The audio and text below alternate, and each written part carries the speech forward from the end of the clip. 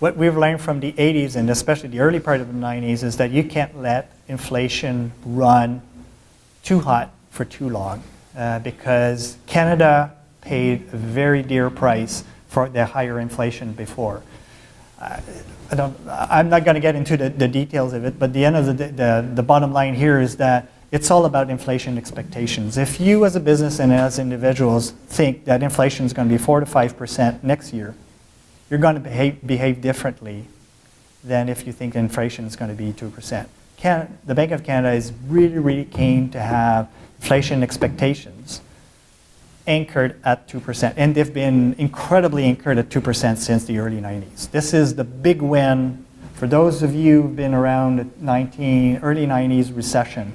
This was the big issue there. That was, Bank of Canada was at war on inflation.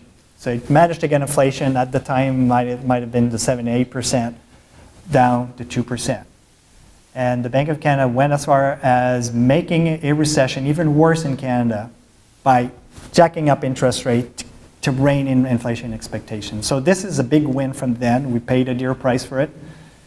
And my view is that the Bank of Canada would lose way too much letting inflation run too hot now. It wants to keep that inflation expectation anchor at 2%.